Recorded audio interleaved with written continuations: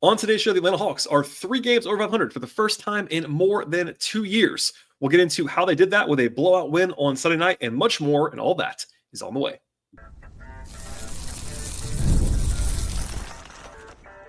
You are Locked On Hawks, your daily Atlanta Hawks podcast. Part of the Locked On Podcast Network. Your team every day.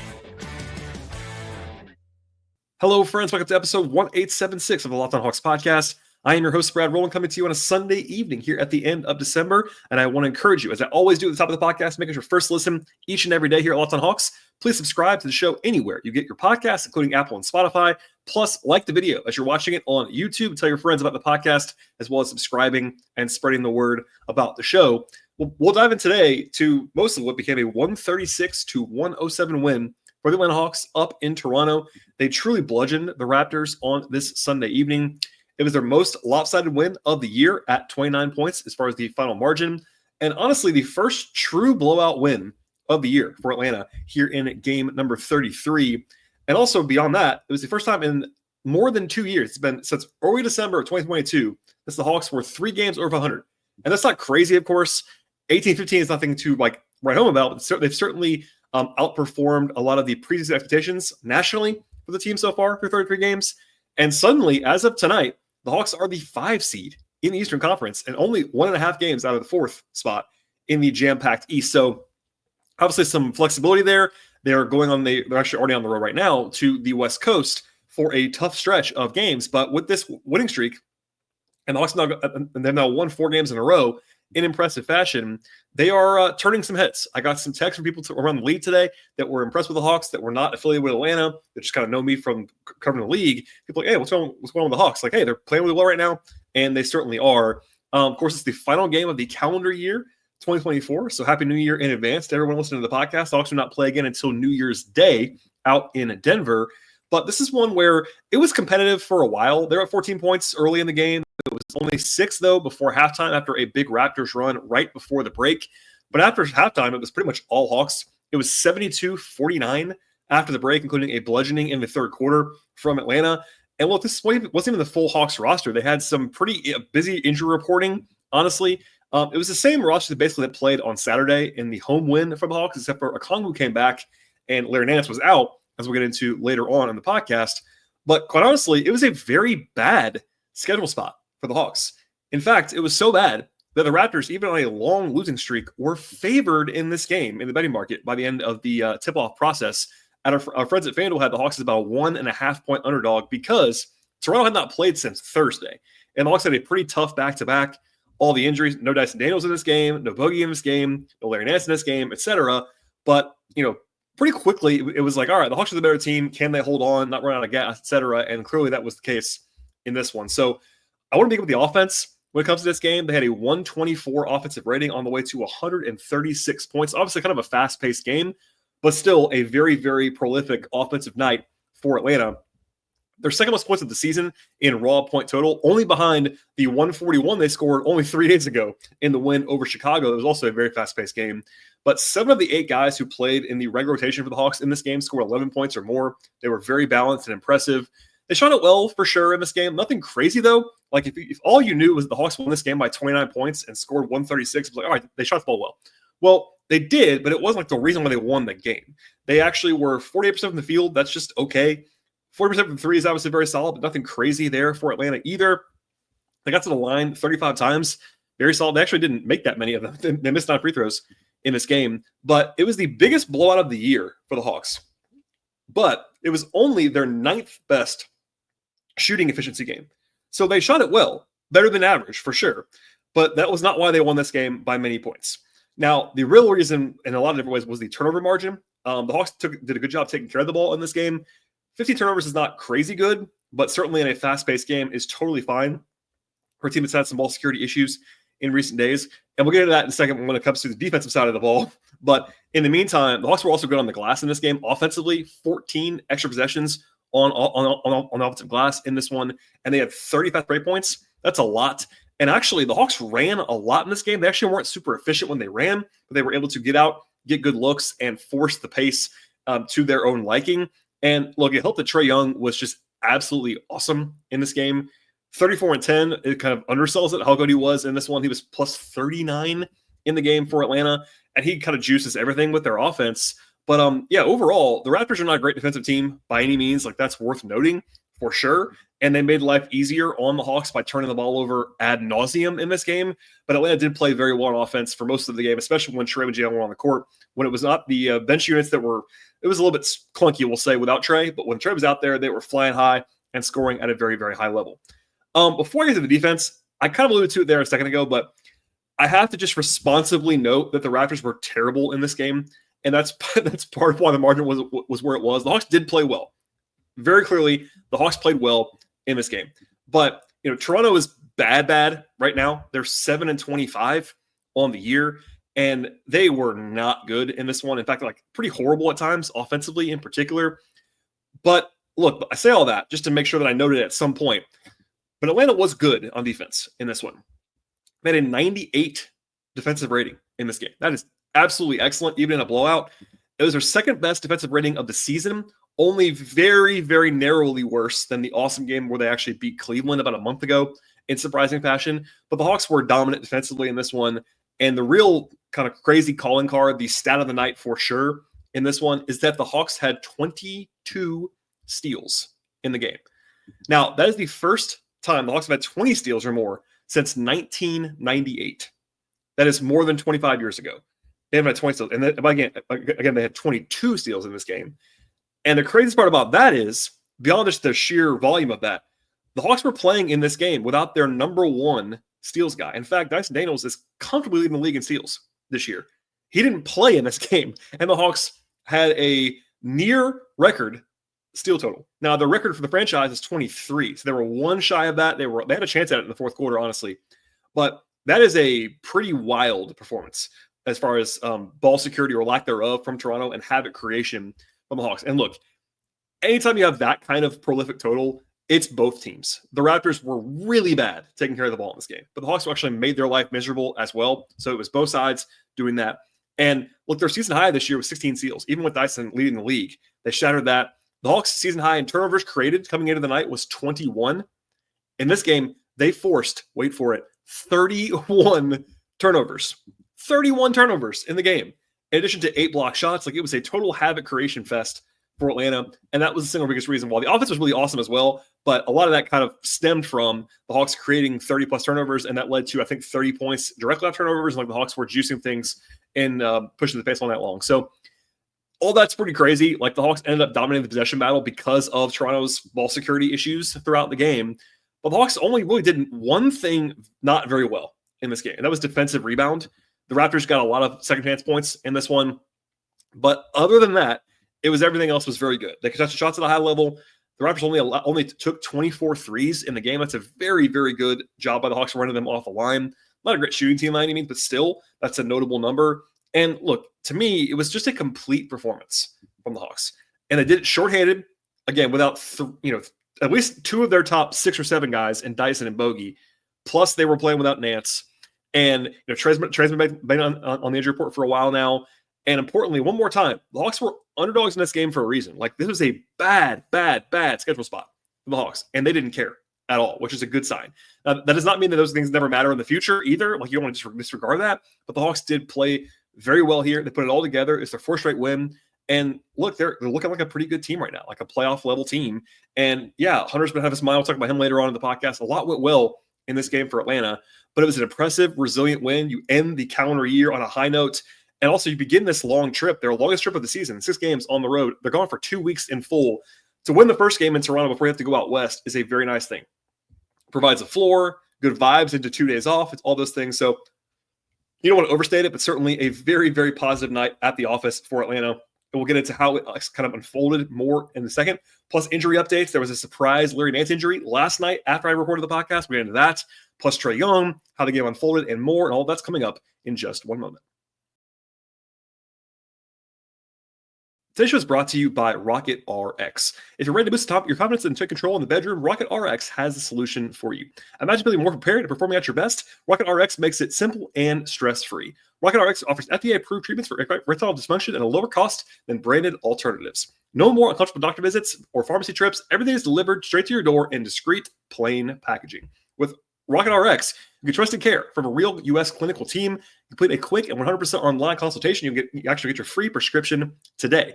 Visit rocketrx.com to get started right now. It only takes 2 minutes. Right now, our listeners can also get a 30% off your first order when you use the code LOCKEDONNBA.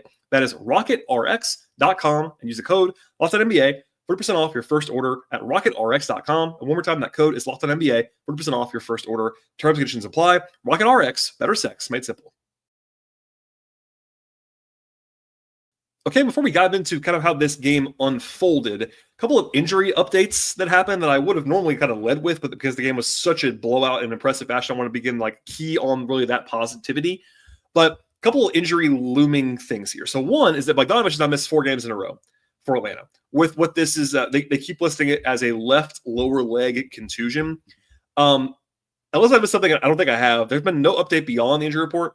It's been a little bit strange because he's actually been listed as questionable in all 4 games and then didn't play any of them. And candidly, I thought he was probably going to play today. Not definitely, but I think that they could have been holding him back on the back-to-back with travel, all those things, because he was not going to play both sides of the back-to-back by any means. But maybe they'll give him a couple more days off. Of course, now they don't play until Wednesday in Denver, perhaps a little bit more cautious with Bogey. And look, they're winning games. I think the best version of the Hawks still includes the healthy, positive version of Bogey, who has been a very helpful player last year, was their best plus-minus guy, was an awesome factor for them last year. This year, he's not had a great season so far. Part of that's been injury-based, but I think that they still need him, big picture, and I think they're being careful with him for a reason. But anyway, I just want to note that. He missed this game. That's 4 in a row for him. And then there was honestly what I would describe as a very strange injury official release from the Hawks at about 9:30 p.m. Eastern time on Saturday. It was about a half hour after I'd already recorded the podcast on Saturday. So that's why it wasn't in the show yesterday if you missed it. But Larry Nance Jr. apparently suffered a right hand injury during the game on Saturday, the win over Miami. And the Hawks announced this in a standalone release after the game, kind of as they were flying to Toronto, basically. And they gave no details at all. That's the surprising part about this. What they said was, and I'm quoting here now, additional details regarding the injury, a treatment plan, and a timeline will be shared when available. End quote. So all we know is that it's a right hand injury. Normally, this is not something they would send an extra release about, especially at 9:30 p.m. on a Saturday night. Very odd, especially with a game coming up the next day and with no details beyond that he just hurt his hand in some form or fashion. So candidly, that made me think about that it might not be a great situation. I don't know why they would send that release out if it wasn't a rather significant injury for Larry Nance. I could be wrong about that. That's my interpretation. I am not reporting that. That's an interpretation from me only. Also, it's his shooting hand. It's his right hand. And that would mean that anything that's more complicated than of an injury at all would be worse because it's a shooting hand. You want to be able to shoot and function with your strong, dominant hand. He is a perimeter shooter on some respects. Not like a big is going to have no issues, but he is a guy that actually uses that hand to shoot at a long range, et cetera, et cetera. So we'll see. Maybe the team will give an update at some point on Monday. There's nothing else today. He's on the injury report. He was courtside with the Hawks. He's on the trip. He was in kind of a brace of some kind that he was captured with on TV. That's kind of all we know, but that's not great. Now, I will say the timing of the Okongwu being ready to go today was very helpful. I thought when that release came out last night, it might be Don Barlow time. It wasn't because Okongwu came back, but I just want to at least circle that. We'll have more later on this week when they actually give some more details about that. So hopefully that's not anything crazy for Larry Nance, but that was just an odd situation last night. Okay, to the game itself. And it feels like it was a long time ago. It was kind of an uneven start to this one. On offense, it was horrible process, but the Hawks actually missed their first 5 shots before Ricochet and Trae made a couple threes to kind of force the ice to be broken. Defensively, the tone was set right away. The Hawks forced a turnover on 6 of the first 7 possessions defensively. And that's a wild stat, even with some help from Toronto. Again, wilder because all 6 were steals, and all 6 were, again, without Dyson Daniels. So crazy stuff there. After about 5 minutes, the Hawks are winning this game, despite shooting 27% from the field. It was a little bit better offensively as the game went on. Rotationally, there were no big surprises. It was basically the same as last night, except for with Okongwu in place of Nance. The Hawks did try the no Jalen, no Trae lineups again. They did not work again. I know they won this game. I don't like that. I'm on record about that. I don't think that they should try that. And even tonight, they actually play a lineup without Trae, Jalen, or Veet. there was kind of this Keaton Wallace, Garrison Matthews line. I wouldn't do that either. It's just not great. Again, they won the game comfortably, but I didn't love that as a wrinkle. They were up 10 at the end of the first quarter with a franchise record 10 steals in the quarter to begin the game. That's crazy. They were up 14 points in the early portion of the second quarter. They actually lost the quarter, though, because of a big run at the end. There were actually 2 runs in this game by the Raptors in the second quarter. One was an 11-2 push in the middle of the quarter. They tried David Roddy as the 10th man in a lineup without Trae and Jalen. That did not go well. Roddy played 9 minutes in this game, including some garbage time too, but he was -9 in a game they won by 29 points. Same with Keaton Wallace. Those guys were both on the court for that little dip in the second quarter. They were up 5 midway through the quarter, despite shooting very poorly from 2. They're actually 9 of 24 on 2s to begin the game. But then as soon as Trae and Jalen came back in the game, order was restored. It was an 8-1 run. In the first half, the Hawks were plus 15 with Trae and Jalen and -9 with Trae and Jalen off the court. And that was indicative of what happened. If you watch the game, it was kind of just like, hey, this is what my eyes are showing me anyways. That happened there. They gave up a 7-0 run at the end of the quarter in about a minute because there was a circus shot by Chris Boucher at the buzzer. It was a 3. And right before that, Jalen got like pretty visibly fouled by maybe at least 2 guys, and it wasn't called. And that was like a 5-point swing, and it was like, oh, man, this might be a little bit dicey. Like, the Hawks should have been up by more than they were at halftime, only up by 5. Like, they were still, up by 6. They were in a solid spot, but it should have been a little bit more comfortable than it was. Fortunately, that didn't end up biting them because they were playing very well after that, but it was a little bit dicey going into the break. Now, the Raptors scored the first time coming out of halftime to make the lead down to 4.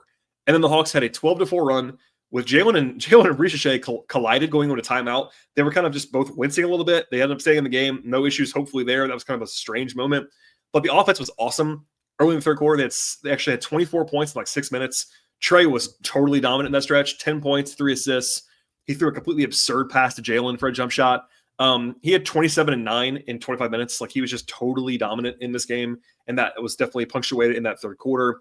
The bench had a better stretch in the third to kind of push this over the edge. The Hawks were up by 21. Okongwu had a great stretch in the middle there. We actually picked the pocket of Jakob Poeltl in his return. They scored 4 points in the final minute after a nice block by Jalen Johnson. They had a 40-point quarter in the third, even with 5 missed free throws in that quarter. So it could have been even more than that. And like, it wasn't over, but they were up 22, and it was like pretty comfortable at that point.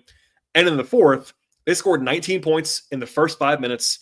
The lead was 30, and that was it. Like, I don't have much to add on the fourth quarter. Like, it was pretty much garbage time for the last 6.5 minutes or so. They pulled Trae and Jalen. They left Clint in there a little bit longer, but it was mostly garbage time. The last 3 minutes were Don Barlow time. Like, it was very comfortable to the point where I was already like making notes about a 4th straight win with 5 minutes left. Like, it was not even in the realm of like being worried about a comeback attempt. That's where they were. That's always obviously a nice place to be. And the Hawks did pull the plug on the guys they should have pulled the plug on early enough. So, yeah, I mean, the second half was really an exhibition for Atlanta. Like I said, they probably should have been up more at halftime than they were, but occasionally that will be a detriment. It's like, all right, missed opportunities there.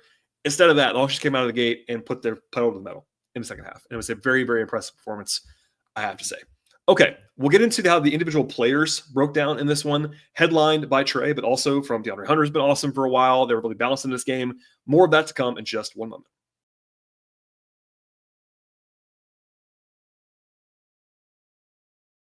Okay, we'll dig in now to what became a pretty impressive individual setting for the Hawks in this game. Like, very few guys did not play well in this one. Off the bench, Don Barlow only played 3 minutes. That was all garbage time, so nothing really to add there. David Roddy had one pretty rough stint in the second quarter.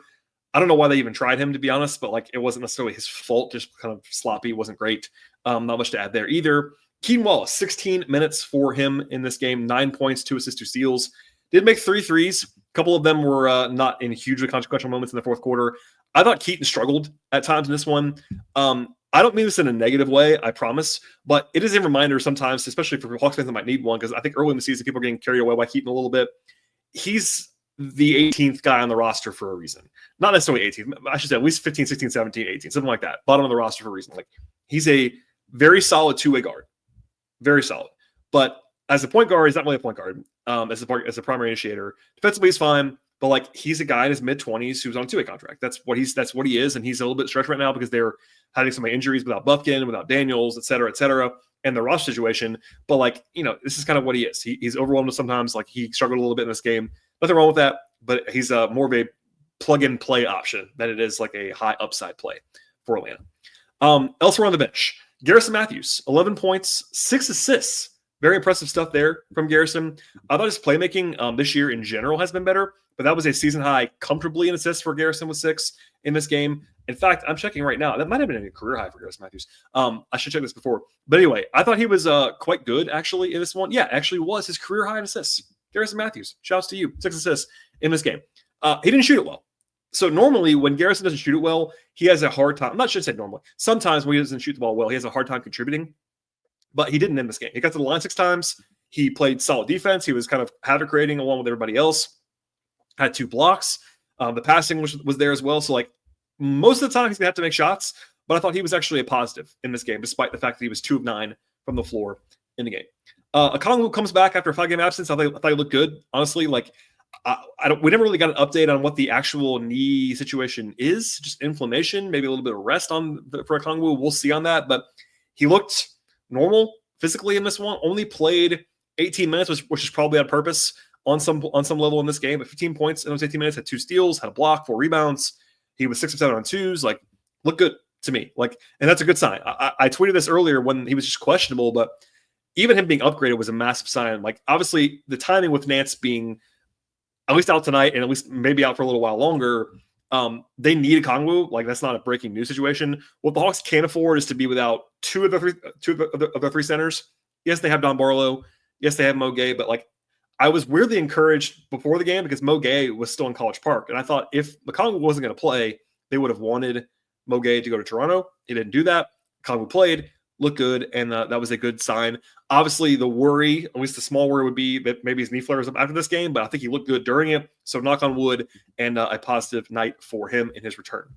DeAndre Hunter has been just ridiculous. I mean, I've said this like every podcast right now, but it's true. He's playing the best basketball he's ever played in his career.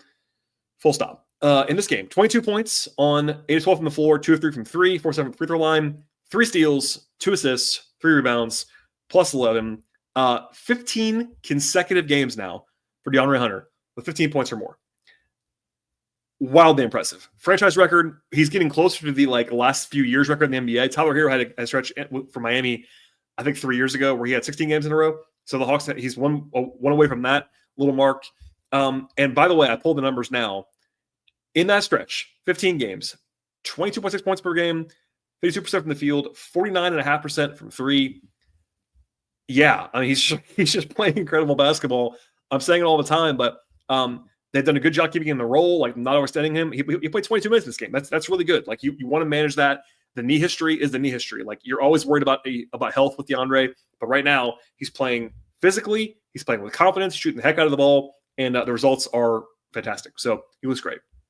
To the starters, Vit Krejci, 30 minutes, had 5 points, 3 assists, 3 steals, 4 rebounds, plus 14. Vit's lack of shooting efficiency this year has been a problem. I'll be the first to say, he's not going to be able to perform at a high level in the rotation shooting as poorly as he has this year. It's still a small sample size. Last year's three-point shooting was a little bit of a mirage, it seems like, at this point in time. But I will say he did contribute at a high level in this game. The passing in particular was good. The 3 steals, havoc creation. He still needs to be more aggressive inside the arc. Just take layups, go to the rim, and when you get there, don't just always dish. For instance, don't take so many floaters. Be more aggressive. But I thought that Vit at least played well in this game, did his job. And I would have liked to see, if you're going to take Trae and Jalen off the court at the same time, at least play Vit, I would say. Elsewhere, Ricochet, 27 minutes, played very well, I thought. 14 points, 7 rebounds, 2 assists, 2 steals, and a block, plus 19. He was 3 of 5 on 2s, 2 of 3 on 3s. A nice, efficient game for Ricochet. 5 of 3 rebounds. He was crashing around the glass. It was very active. I thought he played really well, honestly. It wasn't like he was the star of the night by any means, but I thought he made a good positive impact in this one. Did a good job defensively on both Barrett and even on Barnes at times, or Grady Dick at times. He did a good job flying around and performing at a high level in a nice. I believe somebody said it was his first time to Canada. Interesting. So there you go. Elsewhere, Clay Capella, really good too. 11 points, 13 rebounds, 2 assists, 2 steals, no turnovers, plus 15. A relatively quiet game, but Capella was just pretty awesome. He outplayed Jakob Poeltl pretty obviously head-to-head in this one. Defensively anchoring at the rim, rebounding, offensive glass. I think he had 1 semi-bad shot, but was 4 of 6 from the floor. Obviously you'll take that all day long. made three or four free throw line, like did his job. Just was really good, really solid. And the Hawks got 45 minutes of Capella and Okongwu playing high level center in this game. Jalen Johnson had a weird game. Like his first half, he was not particularly good. Like he struggled offensively in particular, but overall ends up with 15 points on 14 shots. That's not anything special. Like, he was not his normal special self offensively for much of this game, but he still did a good job contributing.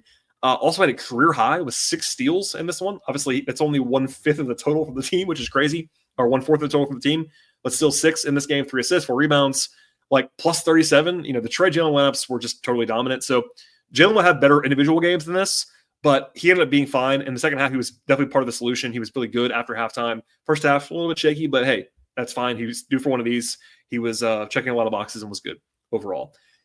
And then I thought Trae was like truly awesome for most of this game, like especially in the third quarter, like when the game was blown open, but he was making some crazy passes as he always does. 34 points, 10 assists, how about this? A career high 2 blocks. He tied his career high anyway, a season high as well in that area, had a steal as well. Got to the line 7 times, made 7. He was only 3 of 8 on 2s, but 7 of 13 from 3. And Trae, look, has not shot the ball well from 3-point range this year, but in recent days, he's been shooting the ball very well. In fact, last 6 games for Trae, 7 of 13 from 3. He had a bad one on Saturday, 2 of 9, but before that, 4 of 11, 4 of 7, 3 of 6, 3 of 5. Like he's up to like 40+% in the last 6 games. Like he's been shooting the ball really well in that time period. And he's also averaging about 27 points per game in that run while still averaging 12 assists per game. Like he's still doing all the stuff. Like I heard someone today talk about how Trae's not played that well this year. And it's like, I don't really agree with you. He hasn't shot the ball well at times, but he's played very well. And but leading the league in assists by a lot. The defense has improved. He's been an engine for their success. Like I don't really buy the narrative he's not played well this year. I just don't see that at all. It's just the shooting numbers. But even then, they've come back to life in recent days. And got to do it more often. Obviously, like get where he wants to go. I'm sure like all NBA stuff or all-star stuff or whatever. I think Trae should be an all-star at this very moment, but you got to shoot the ball better for the season. But the numbers are what they are. Like he's I understand he's quote unquote only averaging 22 a game offensively. When you throw in the 12 assists per game and the reasonable overall efficiency because of the free throw drawing, etc., like I think he's been awesome, and he was awesome, like dominant in this game. Plus 39 in 32 minutes for Trae. And again, they won by 29. So they got killed with them off the court, but they were able to hold on and bludgeon the Raptors again with Trae and Jalen on the court in this one. All right, that's all I have. It was a fun game. If you're a Hawks fan, to be sure, a fun way to close out the calendar year with a 40-game winning streak and an 18-15 run. I'll just say this. Like, if you asked me what the Hawks record would be, if you told me exactly what their injuries were going to be, like who missed games or whatever, and said, all right, would you take 18-15? I think that's a definite yes for me. As a reminder, the Hawks were projected to win in the mid-30s in the betting market this year, like 34-35. I had them up to 500-ish preseason, but like this is a team that was not supposed to be doing this, and they've done this, and it's been a very, very good little run for the Hawks here. From here, they go, actually, they're probably already on the way. They might have been either tonight or tomorrow morning. I can't remember when they're flying out. But they're going to Denver to begin the Western Conference portion of this very long 2-week road trip. So I am planning to do a podcast at some point, either Monday night or Tuesday, to bridge the gap between games because the Hawks don't play again until Wednesday night late. Of course, it is a holiday as well. New Year's Eve is Tuesday. New Year's Day is when the game is actually in Denver. So I will have a podcast at some point in the next 60 hours. Probably Monday night's my best guess. Maybe Tuesday morning. We'll see. But stay tuned for that. I'll have more to come. I'll have some news and notes. We'll see if we get a Larry Nance update at some point between now and then. So fear not. I'll have podcasts. And then the Hawks go out to the West Coast. They play Denver in the first game, which will be interesting. That's it's a holiday. It's a altitude game against Denver. Then they go to LA to play Friday and Saturday against the Lakers on Friday, Clippers on Saturday. Then they go to Utah and they go to Phoenix. So a long run, a tough schedule, but hey, banking wins here against teams that you're better than is very, very helpful. Winning this one's very good as well. And again, stay tuned and subscribe to the podcast. In fact, check us out on Apple, check us out on Spotify, YouTube, like the podcast guys as you're watching it. I very much appreciate that. If you have Hawks fan friends in your life that have not found the podcast, share it with them as a present to me here on the holiday season going into 2025, etc. Also, please check out the podcast on social media. We are at Locked On Hawks on Twitter/X. I am there at BT Rowland. I'm also on Blue Sky at BT Rowland. Check out my non-podcast Hawks coverage at patreon.com/BT Rowland. All right, that's all I have, everybody. Thanks for listening to the podcast. Enjoy your week. I'll be back again in probably a day or two. And until then, we'll see you all next time.